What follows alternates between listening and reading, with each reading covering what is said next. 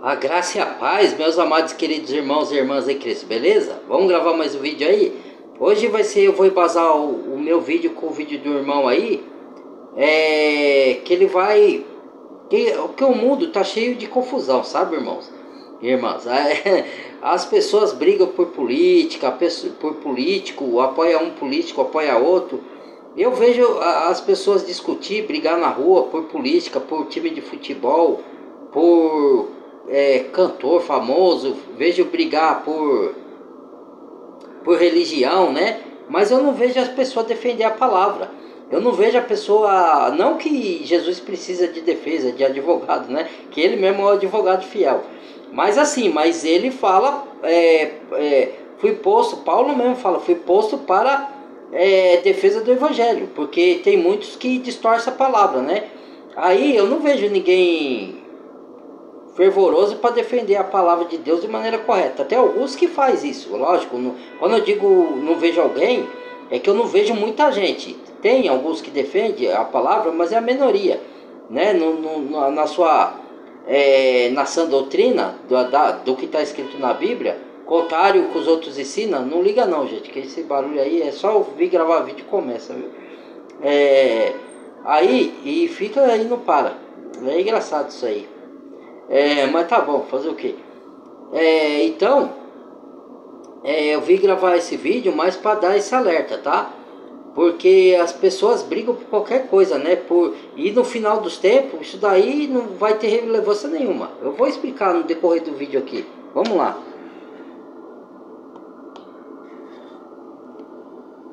Deixa eu ver. Aqui tá certo, aqui tá bom. Vamos lá.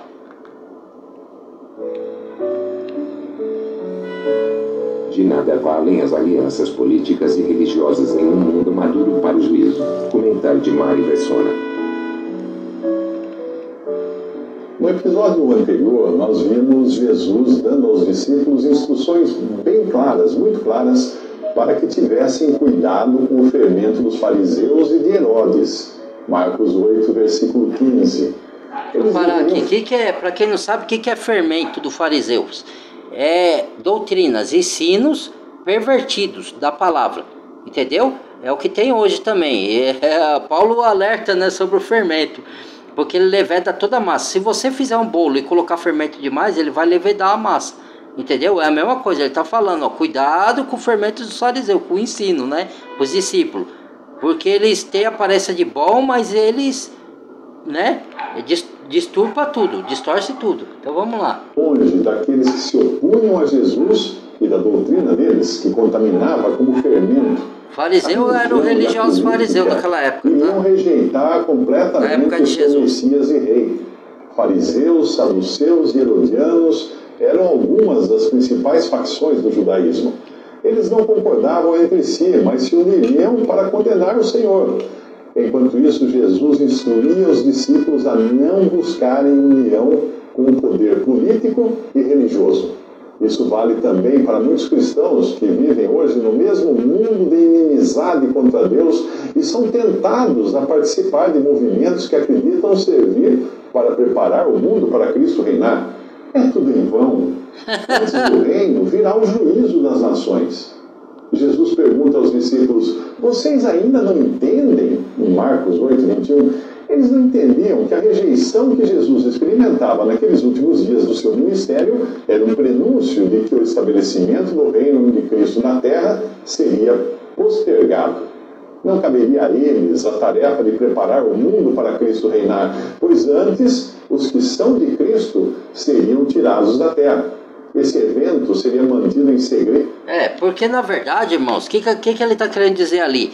Porque os protestantes, os religiosos, também católicos, ele acha que tudo bem, Jesus fala aí de pregar o evangelho.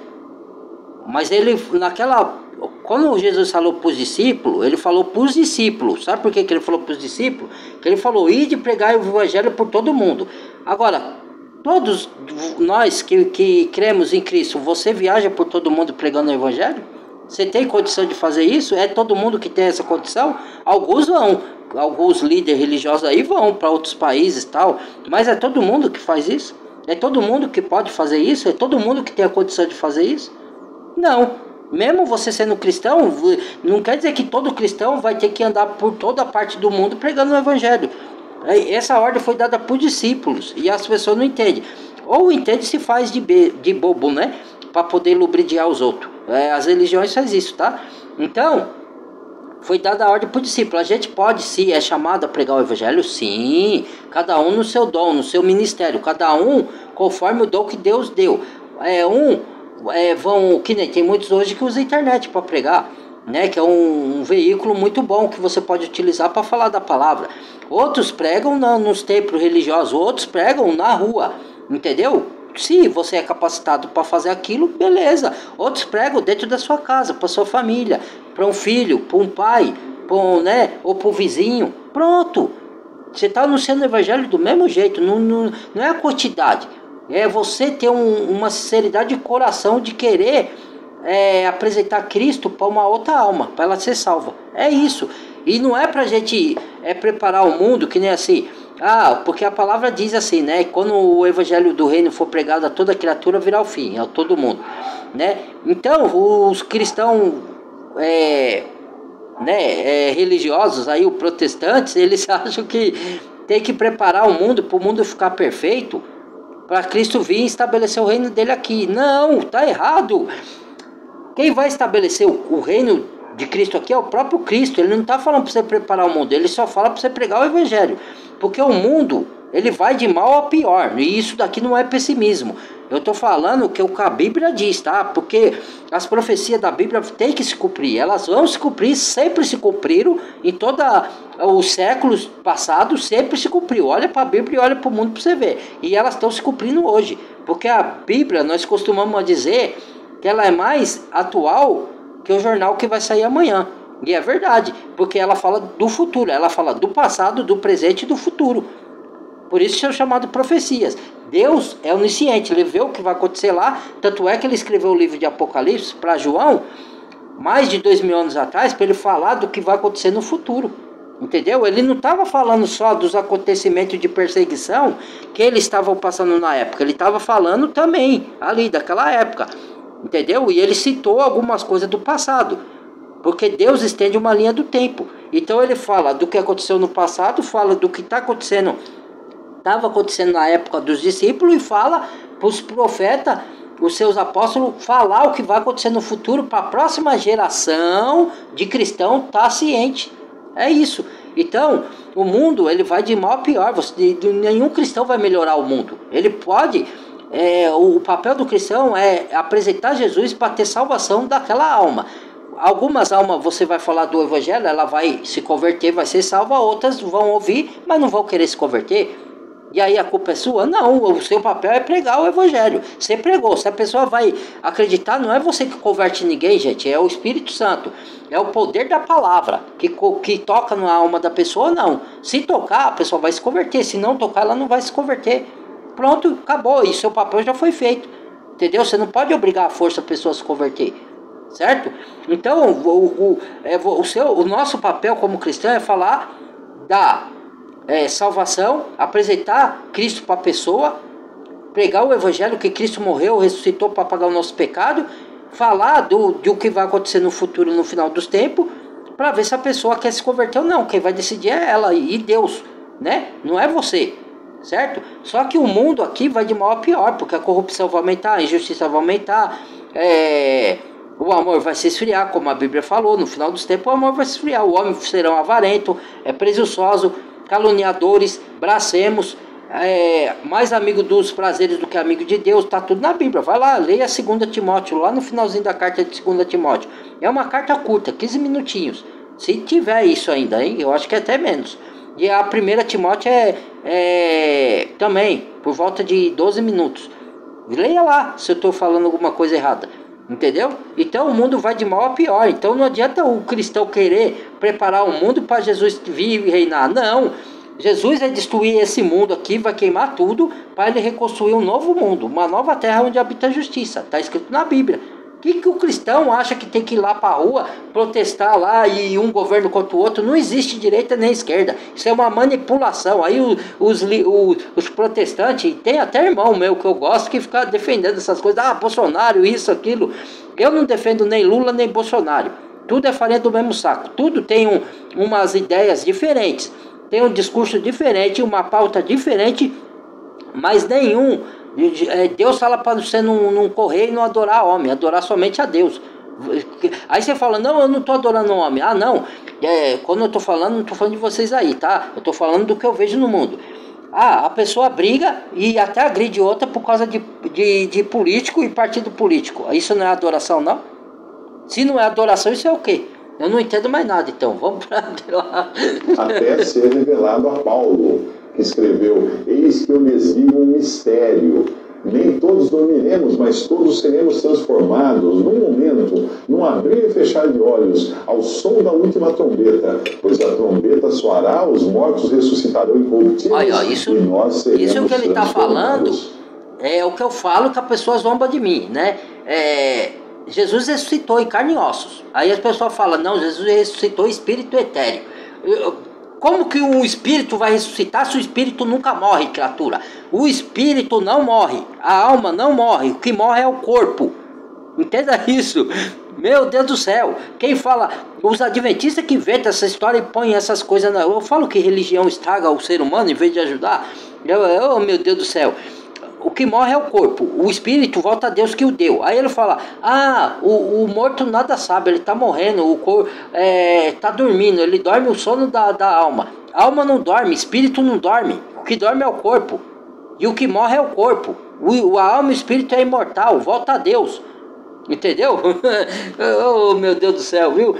Aí ele falou aqui, ó, que quando Jesus voltar, ele vai ressuscitar os mortos, tanto os perdidos quanto os salvos. Perdido para a vergonha eterna, ele vai condenar, e os salvos para salvação, para ir para o paraíso. E vai dar corpos glorificados, que é corpo sem pecado, igual de Cristo, que não vai mais morrer, não vai ser um corpo perfeito, diferente desse corpo que a gente tem hoje. É isso que ele está dizendo ali. E é isso que diz a carta de Tessalonicenses.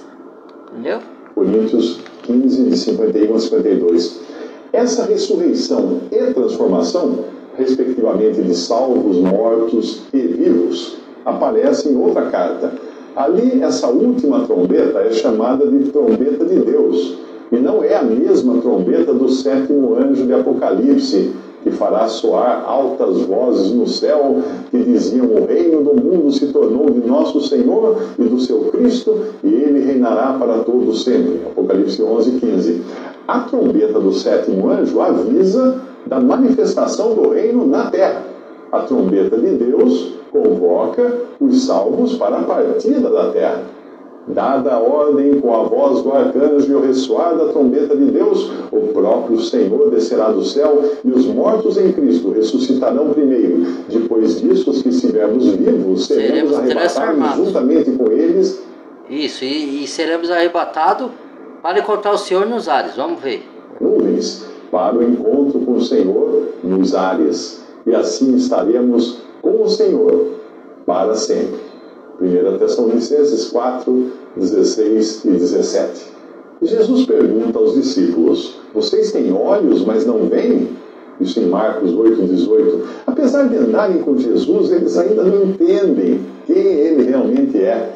Os fariseus que exigiram de Jesus um sinal do céu estavam apenas começando a sua campanha de ódio mortal contra o Filho de Deus. Os discípulos teriam de aprender que, se eles queriam realmente seguir a Jesus, teriam de sair para fora do povoado, Marcos 8, 22, e se deixarem curar de sua cegueira.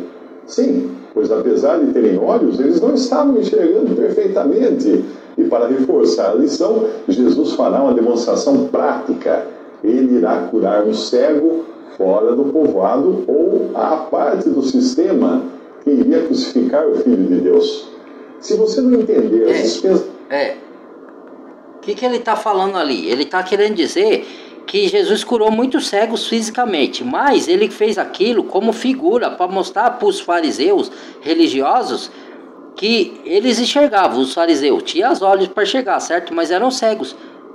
Porque eles não enxergavam que Jesus era o Filho de Deus e que ele veio trazer a verdade, entendeu? Eles quiseram matar Jesus, porque eles acharam que Jesus ia ameaçar o poder dele aqui na terra, de líder religioso que prega a mentira, entendeu? Aí levaram Jesus à cruz. Jesus já era profetizado que Jesus tinha que morrer para pagar o nosso pecado, sim, mas aqueles que crucificaram cometeram pecado maior, porque eles não enxergaram que ele era o Filho de Deus, eles não creram, entendeu?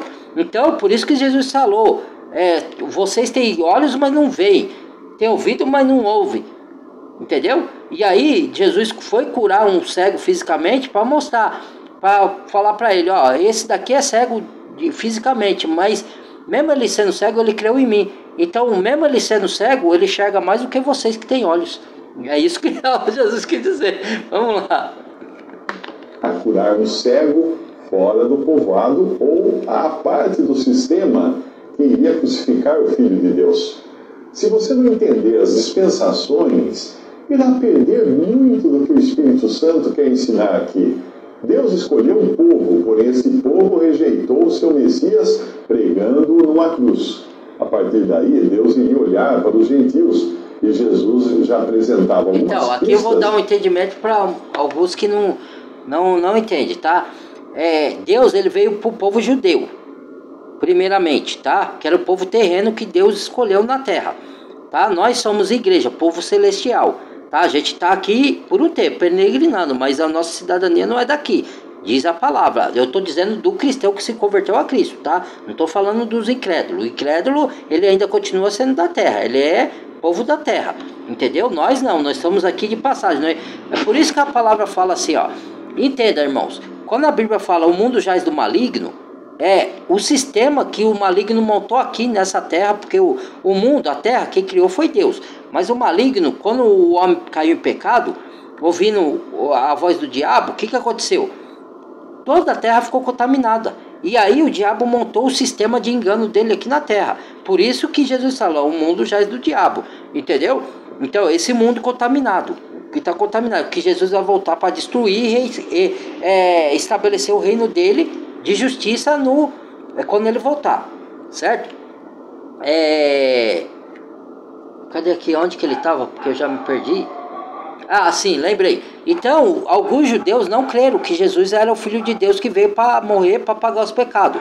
Até hoje, muitos judeus não creem nisso. Só ele acha que o Messias dele, o Cristo dele vai vir ainda. E aí, só que aí vai ser o anticristo. Só que eles vão vir para enganar esse anticristo. Ele vai se passar por Deus e convencer alguns judeus que ele é Deus. Só que depois vai passar um tempo, os judeus vão abrir os olhos e vai ver que ele não é Deus coisa nenhuma. Aí vai voltar a se converter ao verdadeiro Deus, entendeu? Então por isso que a gente não pode julgar os judeus, tá? Os judeus, ele é a menina dos olhos de Deus. Então quem vai contra o povo judeu, que nem aí o Lula tá indo contra o povo judeu, vai se dar mal. Escuta o que eu tô falando.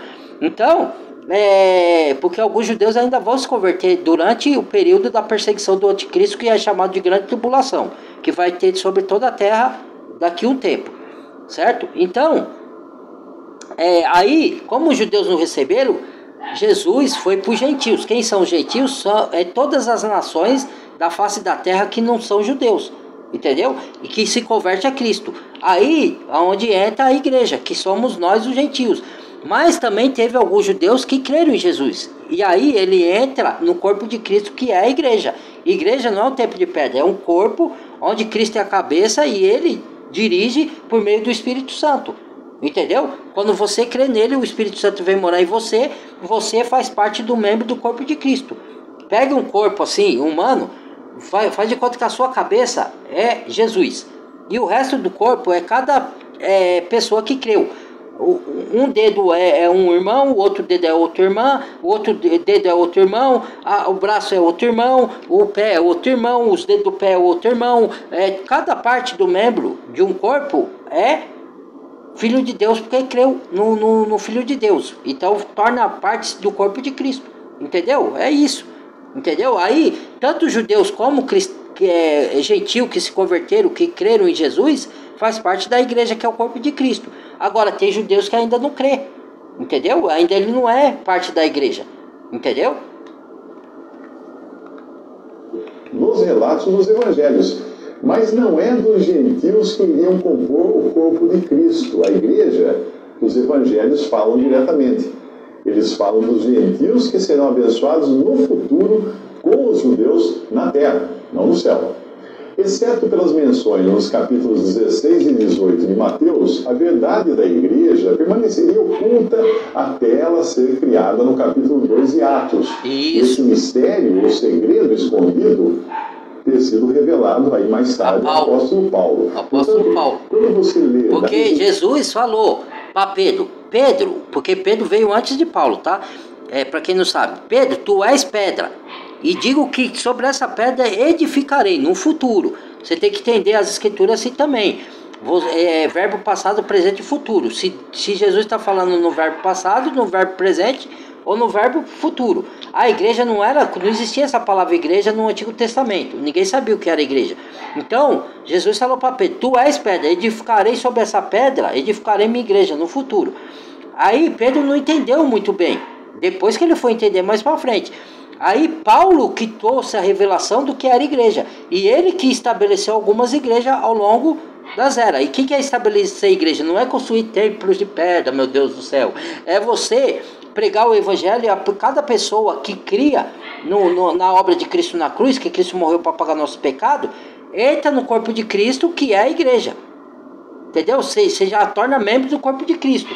Então, aí você já faz parte da igreja, que é o corpo de Cristo. Então, várias pessoas, quando Paulo ia pregando, foram crendo no nome de Jesus.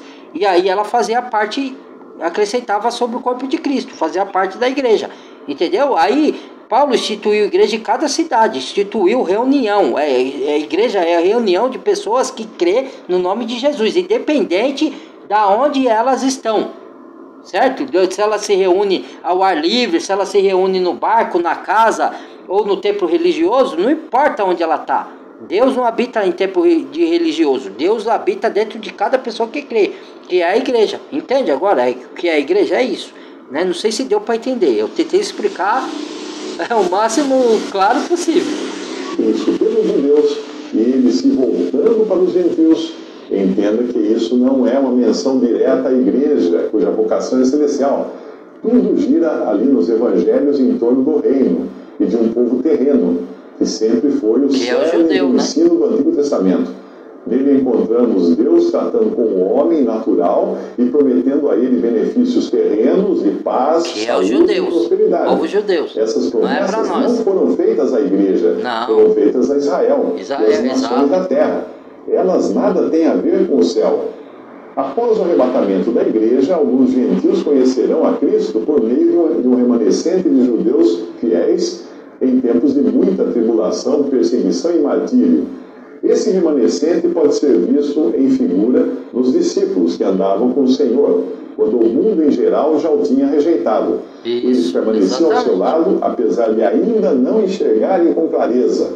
A cura do cego irá ensinar muito dessa rejeição e de como o Senhor irá abrir os olhos no remanescente de judeus fiéis, para que não apenas vejam com clareza o seu Messias, como também para que saiam anunciando o Evangelho do Reino.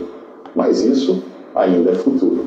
No tempo da grande tribulação isso aí vai acontecer. O capítulo de Marcos passa por etapas. Primeiro, algumas pessoas trouxeram um cego a Jesus, suplicando-lhe que tocasse nele. Marcos 8:22. Isto mostra como Deus pode nos usar para levar pecadores a Cristo para serem curados de seus pecados. No capítulo 8 do Evangelho de João, o paralítico no tanque de Betesda queixa-se de não ter quem o ajude a chegar à água.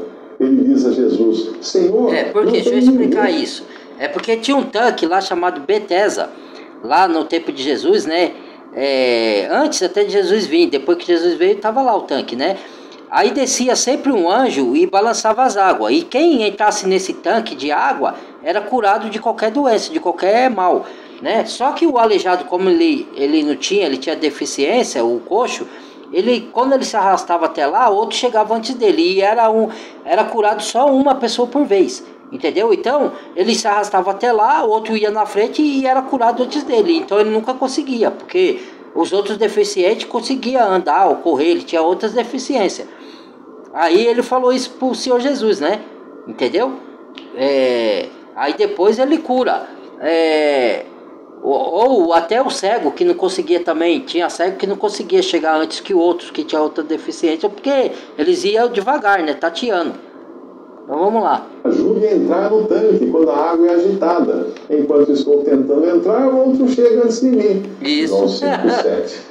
Triste condição de muitos esta. Isso é uma figura, ó. Tantos cegos e paralíticos. Porque Jesus falou assim, ó, isso é uma figura.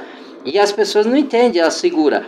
Porque como ele falou assim, ó, quando eu estou tentando entrar no tanque para me curar, vem um e entra antes de mim. Quer dizer, ele está fazendo uma figura de alguns que não creram em Jesus, dos gentios, das pessoas que estavam tentando entrar para a salvação, entrar em Cristo, né?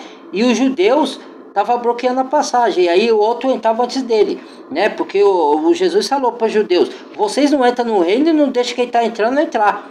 Entendeu? Então é uma figura ali que o paralítico ou o cego que falava: então vem um, entra antes de mim, né?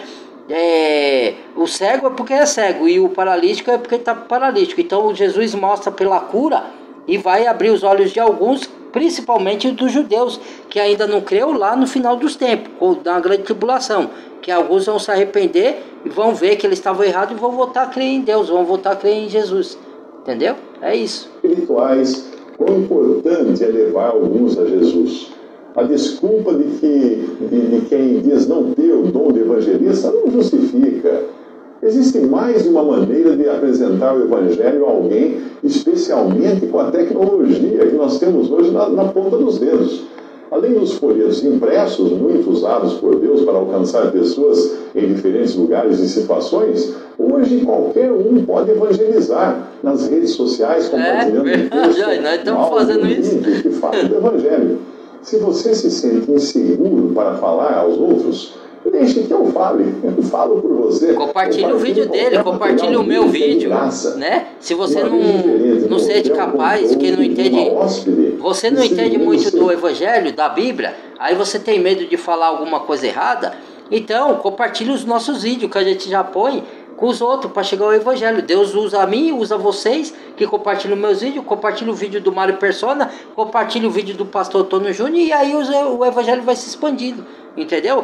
Mesmo vocês não, alguns de vocês não tendo capacidade que eu digo, não é que vocês são, como que eu posso, não é capacidade a palavra que eu quero usar, mesmo que vocês não tenham o dom de falar da palavra, não tenham conhecimento para isso, então pegue a pessoa, se você pegar o vídeo do Mário Persona, do pastor Antônio Júnior, que eu enviei aí para alguns, os meus vídeos, e compartilhar, vocês já estão evangelizando outra pessoa do mesmo jeito. Deus usa um monte de gente, né? É igual aqui, o pessoal, o meu vídeo. Pera aí que eu vou deixar um pouquinho aqui, depois eu termino. Pera aí. E áudio do Evangelho em 3 minutos às pessoas em volta da piscina. Outros fazem isso com motoristas de caminhão que ficam felizes por ter algo para ouvir nas suas longas viagens. Que se converteu depois de escutar uma mensagem numa rádio comunitária, é um dos casos. Outro, depois de comprar um DVD pirata com os meus vídeos em um camelô na cidade. DVD pirata? Sim! Eu ficaria feliz se você e outros copiassem e distribuíssem o meu material, não para obter lucro, mas para glorificar a Deus. Afinal, foi assim que o Senhor Jesus ensinou. De graça recebestes, de graça dai. Mateus capítulo 10, versículo 8. Timóteo talvez não fosse um evangelista, e Paulo exorta a fazer a obra de um evangelista. Ele diz: você, porém, seja sóbrio em tudo, suporte os sofrimentos, faça a obra de um evangelista. 2 Timóteo 4, 5.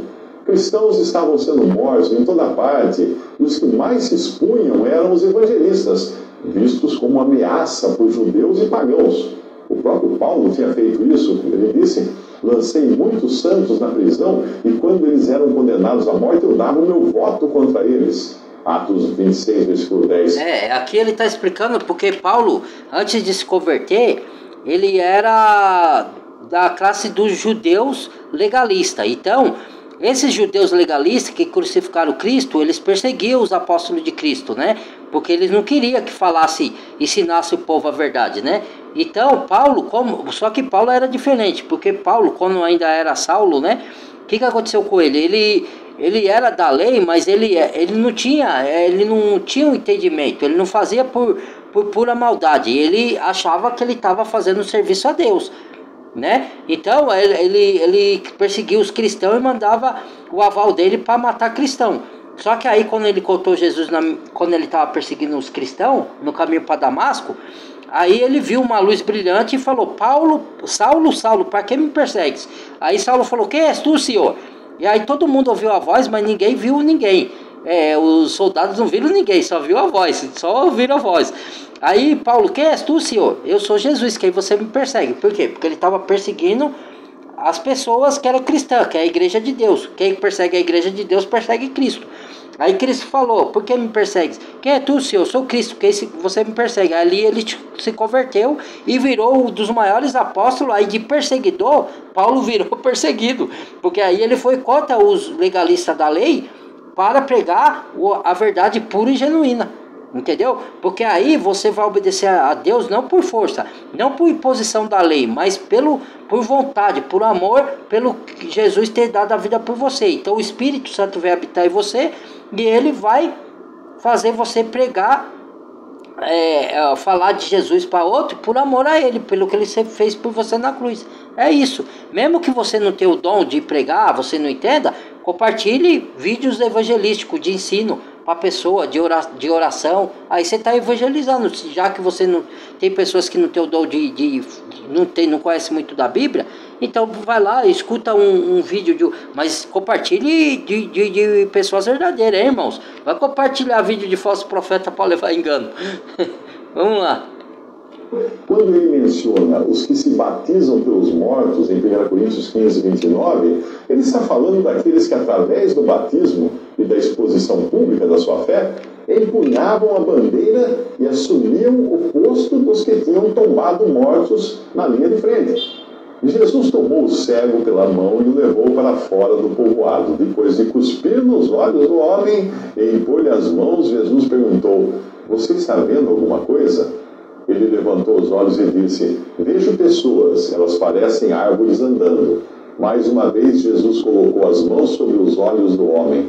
Então seus olhos foram abertos e sua vista lhe foi restaurada, e ele via tudo claramente. Jesus mandou-o para casa, dizendo: não entre no povoado.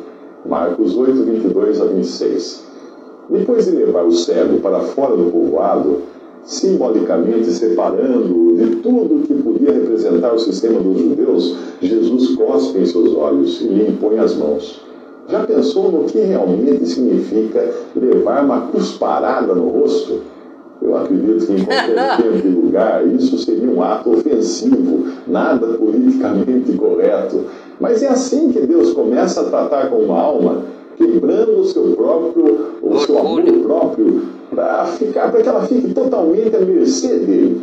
Se você acha que pode ser curado dos seus pecados por alguma virtude sua, ainda não entendeu que é só quando você reconhecer sua total cegueira e incapacidade que Cristo poderá agir em você. O que ele quer dizer aí, ó? Porque Cristo, ele cuspiu nos olhos do cego, ele passou a saliva dele e passou o lodo lá e misturou para curar, porque até a saliva de Deus cura, entendeu? Mas ele está querendo dizer ali que para você se converter verdadeiramente, você tem que entender que você não pode ser salvo pela sua própria justiça, pela sua própria obra, porque você é o pecador, as suas mãos estão manchadas com pecado. Então, sempre você vai fazer o bem querendo algo em troca. Então, quando o Espírito vem em você, você se converte, para você se converter, você tem que olhar para dentro de você e se enxergar pecador, se enxergar errado. Fala: eu fiz isso de errado, eu menti, eu enganei, coisa que muitas pessoas não admitem. Ela sabe que ela já fez errado, mas ela fala: não, eu não. Eu sou uma pessoa de bem. Mesmo que ela não se converteu a Jesus, que ela não aceitou Deus, eu sou uma pessoa de bem. Não aceito que eu sou pecador. Então essa pessoa nunca se converte, entendeu? Para você se converter verdadeiramente, você tem que enxergar, eu fiz isso de errado, eu fiz aquilo, vai doer, irmãos, vai doer, mas é necessário. Eu mesmo olhei para dentro de mim, eu mentia, eu era egoísta, eu era falso, eu era uma pessoa promíscua, eu era, cara, mau caráter, eu era mau caráter. Quem mente é mau caráter, quem trai é mau caráter. Aí eu vou mentir, enganar o povo? Não, porque senão eu não vou me converter. Se eu falar que eu sou bom pela minha própria força, o que Jesus falou para os discípulos lá, quando o rico falou para Jesus: bom mestre, que eu tenho que fazer para ganhar a vida eterna? Ele falou: por que me chamas de bom? Bom é só Deus, porque nós somos falhos, pecadores, entendeu? Aí a pessoa fala: não, eu sou boa pessoa, eu não tenho pecado não, do que eu tenho que ser salvo? Eu não faço mal a ninguém, eu não mato, eu não roubo. Mas você aí já mentiu, nunca mentiu. Mas você já invejou, nunca invejou. Para Deus isso é mal. Ou você já fuxicou, já falou mal de alguém. E aí? Ah, para! Todos nós erramos e cometemos pecado, rapaz. Vai falar. Conversa de Jesus com Nicodemos no Evangelho de João. Ninguém pode entrar no reino de Deus se não nascer da água e do Espírito. João 3, versículo 5. Se alguém ensinou você que a água a qual Jesus se referia era do batismo, você não é errado. É a água da palavra. A água tem poder de gerar vida, como no novo nascimento. O batismo nas águas é um simbolismo, que é uma ordenança de Jesus para se batizar. Mas ele não é ele que te salva. O que te salva é o batismo do Espírito, que é a palavra. Quando você lê a palavra, se ela entrar no seu coração e você enxergar que você é pecador, precisa do Salvador, precisa se converter do seu mau caminho e entrega a vida para Jesus, você nasce de novo. Isso que é nascer de novo. Você se converter do seu mau caminho, enxergar que você precisa de Jesus para te salvar. Você por si só não consegue, na sua força, salvar você dos seus pecados. Entendeu? A saída de Jesus, representada pela saliva nesse nosso capítulo, significa a palavra de Deus. Significar e criar uma nova vida. Essa água é a palavra de Deus que sai da boca de Cristo.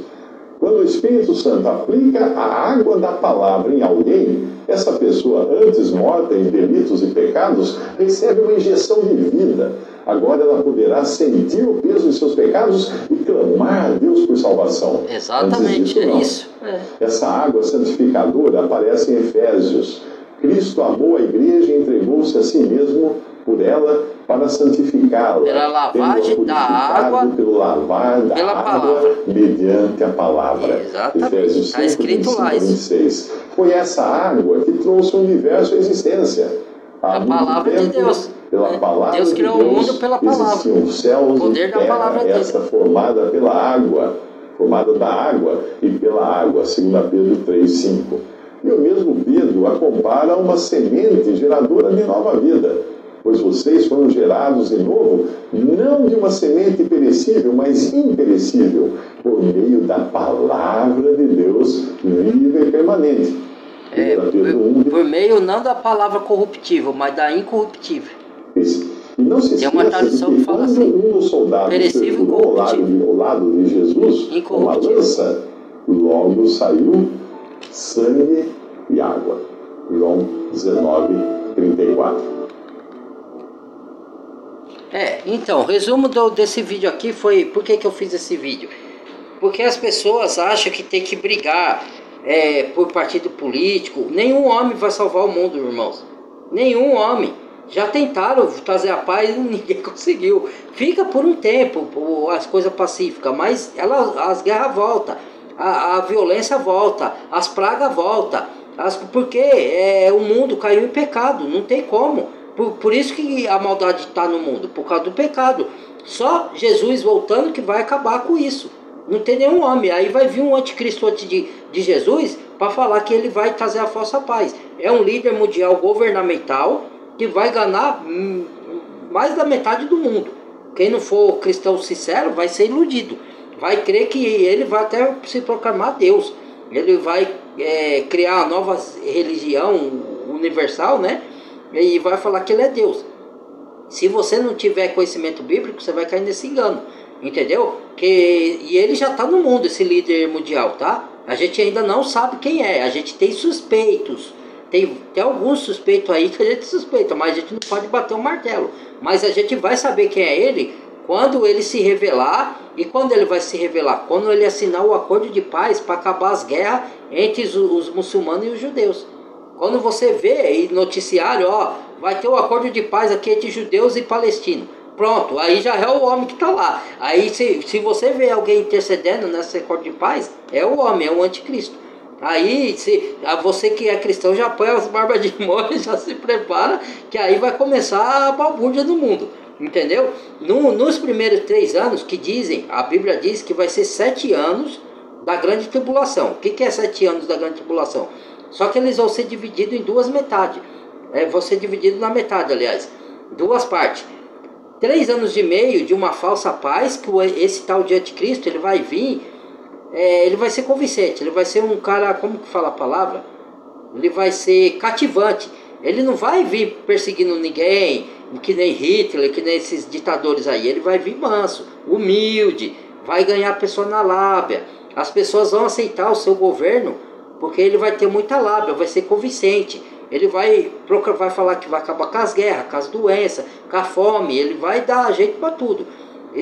No meus vídeos eu falo, sempre existiu isso nos governos. Causa, efeito e solução. Os próprios governos causam borbúdia, causam guerra, causam as pragas, soltam as pragas e depois ele vem com a solução. Quem não conhece da Bíblia acredita que eles foram o salvador do mundo, que eles deram a cura, que eles deram... Mas quem conhece das escrituras já sabe que esses caras são manipuladores. Eles mesmo causam o caos e daqui a pouco eles mesmo vêm com a solução prontinha lá para mostrar para a sociedade. Não, tem que fazer isso. Igual aconteceu no tempo da picadinha da PAN, né? É tudo uma manipulação, irmãos. Não caio na ilusão de acreditar nesses senhores do mundo que eles são servos do outro. Eles são enganadores, igual os religiosos fraudulentos.